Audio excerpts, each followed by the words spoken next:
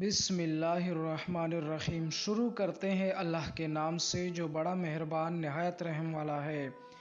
پیارے دوستو، روح کی تخلیق اللہ کے حکم سے ہوئی اور روح امر ربی ہے۔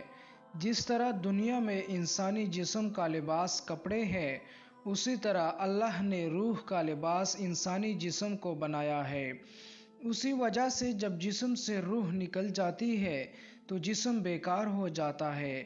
پیارے دوستو، روح دو طرح کی ہوتی ہے، ایک نیک روح جو کہ نیک عمل کرتی ہے، اور دوسری بدکار اور گناہگاروں جو کہ برے عمل کرتی ہے۔ انسان کو جو بھی خواب آتے ہیں یا وہ خواب میں جہاں کہیں بھی جاتا ہے، اس میں انسان کی سوچ اور عمل کا دخل ہوتا ہے، اور اگر نیک روح ہو تو اس کو نیک خواب آتے ہیں اور اس خواب کے اندر نیک لوگوں کی زیارت ہوتی ہے، جیسا کہ حضور اکرم صلی اللہ علیہ وآلہ وسلم کا دیدار ہونا یا صحابہ کرام کا یا اولیاء کرام کی زیارت نصیب ہونا۔ اسی طرح نیک روح جب کہیں سفر کرتے ہیں تو اس کا سفر بھی نیک ہوتا ہے اور خواب میں نیک چیزوں کو دیکھتی ہے، اور جو بدکار روح ہوتی ہے وہ برے لوگوں کی طرف مائل ہوتی ہے اور اس کی روح پر شیطان کا قبضہ ہوتا ہے۔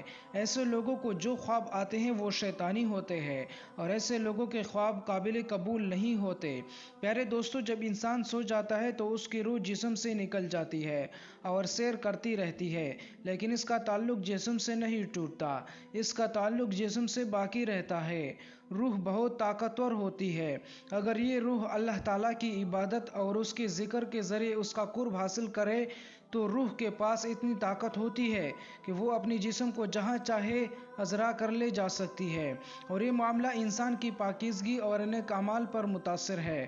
روایات میں آتا ہے کہ ایک مرتبہ حضرت علی رضی اللہ تعالیٰ عنہ جمعہ کی تیاری فرما رہے تھے۔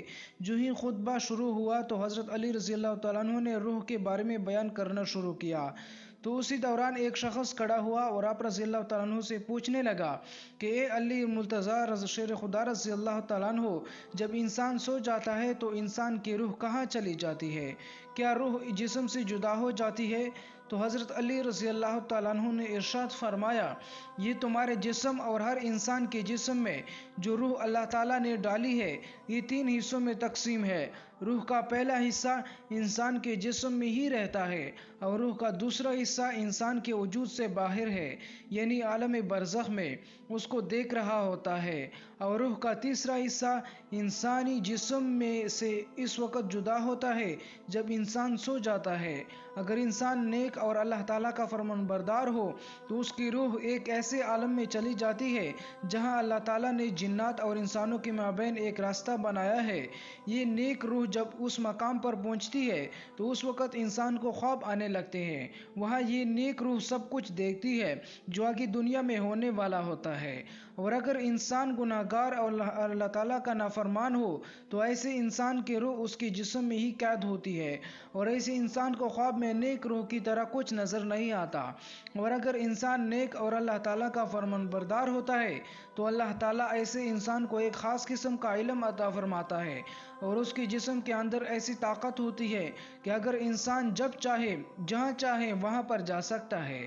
لہٰذا جب انسان اللہ تعالیٰ کو راضی کر لیتا ہے تو اللہ تعالیٰ انسان کی روح کو ہر طرح کی قید سے آزاد فرماتا ہے۔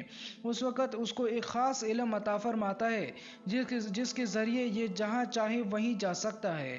پیارے دوستو، حقیقت یہ ہے کہ خوابوں کا اور روح کا تعلق انسان کے اعمال کے ساتھ ہے۔ اگر انسان کی سوچ اچھی ہو تو اس کو خواب اچھے آتے ہیں، اور اگر انسان کی سوچ بری ہو تو اس کو برے خواب آتے ہیں۔